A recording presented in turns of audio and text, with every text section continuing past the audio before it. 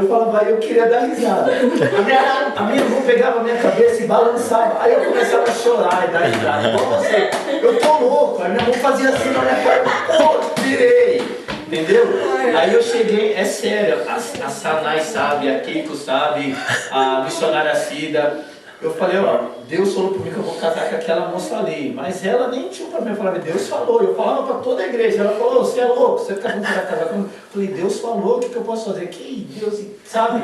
Hoje em dia ela é minha esposa. Então, eu tive experiências com Deus. Também eu tive experiência dolorosa do meu primeiro casamento. Deus falou pra mim que não era pra me casar. Deus falou, não é pra você casar. E Deus falou pra mim que se eu casasse, eu ia pagar um preço.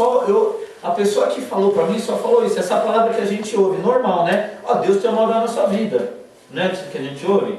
Que obra na minha vida? Só isso que a gente ouve. E eu não sei o que é. Se eu não sei o que é, como eu posso me aplicar aquilo que Deus tem na minha vida, né? Ó, por exemplo, você vai ser médico. O que ele vai fazer? Ele vai estudar medicina, certo? Agora se eu falo para ele, você vai salvar muita vida. Ele pode ser o quê? Corpo de bombeiro, polícia, pode ser nada disso e ajudar alguém, não é verdade? Então, a gente recebe muitas vezes algumas palavras que ficam isoladas na nossa mente e a gente não sabe o que fazer e a vida vai passando, né? Então, irmãos, eu ouvi essa palavra que não era para mim casar, porque eu ia sofrer. E como eu gostava demais da pessoa, amor de quando a gente é jovem, o primeiro amor, nossa, Deus me livre, que isso, eu pago o preço.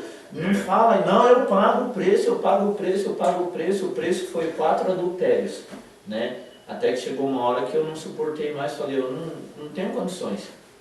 A pessoa, vocês são adolescentes, mas imagina uma pessoa que é casado, a sua esposa sair, ter relações com outro homem, como que você fica? Ou você que é menina, você é casado, seu esposo sair, manter relações sexuais com outra pessoa e voltar. É difícil para quem ama, né? E eu sofria, eu chorava, eu desesperava, aí de vez em quando eu lembrava aquela palavra, eu falei, não, então eu vou seguir a Bíblia. A Bíblia fala que em 1 Coríntios, né, que o amor tudo sofre, o amor tudo padece, o amor tudo suporta. Não, então um dia Deus vai fazer a obra na vida dela, eu tenho que perdoar, eu tenho que amar, esse é o preço que eu falei que eu ia pagar. Irmãos, nada a ver, entendeu? Foi 4 anos, entendeu? Durante esse tempo eu vivi na casa do pastor Takayama, foi onde que eu vi a Keren nascer, o Israel, a gente, né, tive bastante assim contato com eles, né?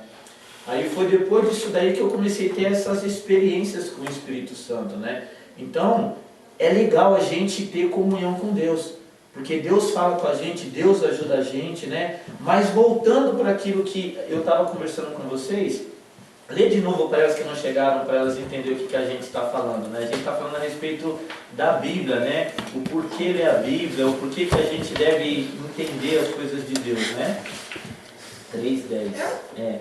Por gentileza, Efésios 3:10.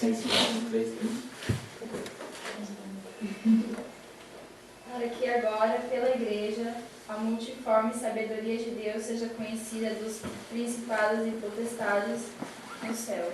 Amém. Aí eu comentei só, trazendo para os 3 irmãos que chegaram agora, né? A Bíblia tem uma parte que ela fala assim que a nossa luta ela não é nem contra a carne, nem contra o sangue, mas é contra os principados e as potestades nas regiões celestiais. Então está falando de alguma coisa que luta contra nós, o adversário da nossa alma, espíritos malignos, né? Demônios. E nesse versículo que ela acabou de ler, fala que para agora, por agora, pela igreja, seja conhecida dos principados e potestades, a multiforme sabedoria de Deus. Que sabedoria de Deus é essa aqui, irmãos?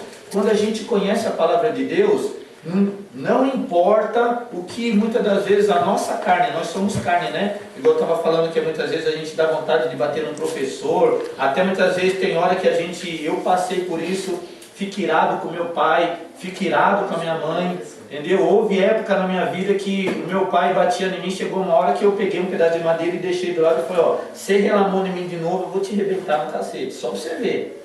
Né? Eu passei por lutas, a gente passa por isso, né? Porém, quando a gente entende o amor de Deus, quando a gente entende que nós somos pecador, não quando eu peco voluntário. O que é pecar voluntário? Eu sei que uma coisa é errada, eu vou e pratico aquilo. Agora, quando existe algo que eu nutro dentro de mim, quem é dependente de álcool, ele luta, mas o corpo dele começa a tremer, ele quer beber álcool. Quem tem uma debilidade de ver que ninguém está olhando lá e pegar uma coisa dos outros escondido, tem gente que tem isso. São algumas coisas que existem dentro da gente. Então, cada um aqui sabe o que tem de falho, que luta, entendeu? Então, quando a gente se chega diante de Deus e se humilha e pede perdão, o Senhor nos perdoa. E nós temos um acesso diante de Deus.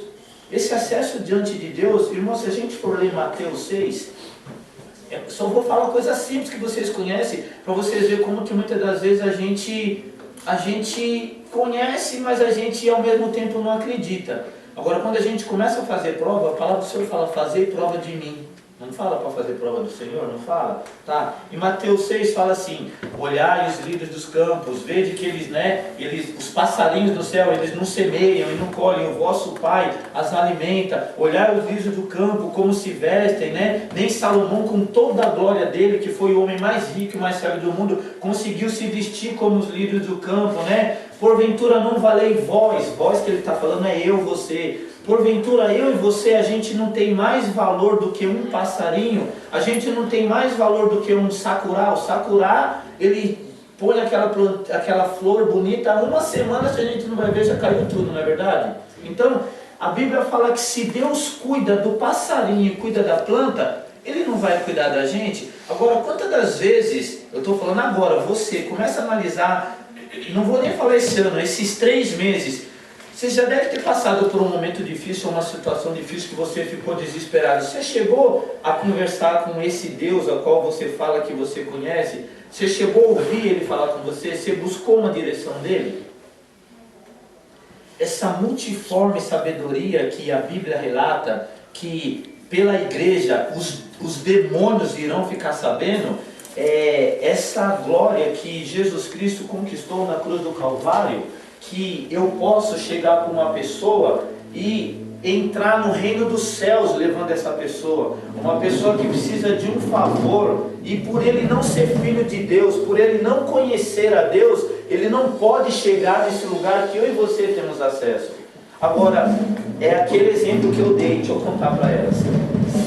Eu contei uma historinha para eles que, tipo assim, uma senhora, ela trabalhou de empregada, de governanta na casa de uma pessoa muito rica, né? Ele não sabe governança. Então, eu estou uma empregada. A gente fala, empregada é diferente de governanta. Uma governanta é uma pessoa que toma conta de tudo da casa. Não é igual a minha empregada. Empregada eu pago e depois ela vai embora. Uma governanta é como se fosse uma segunda mãe, né? Então, antigamente tinha governanta, ela cuidava como se fosse realmente filho dela, se fosse necessário, ela até morria para tomar conta daquilo, né, da família. E essa mulher cuidou de uma família durante muitos anos e essa família que ela cuidava deu um papel para ela. E ela achou aquele papel muito bonito, ela fez um quadro e colocou na parede, em cima da cama dela, né? É um exemplo para vocês entenderem, né? Aí, essa mulher já estava para morrer já, e quando ela recebeu uma visita de uma pessoa, e quando aquela pessoa chegou próximo à cama dela, ela olhou aquele quadro e admirou e falou,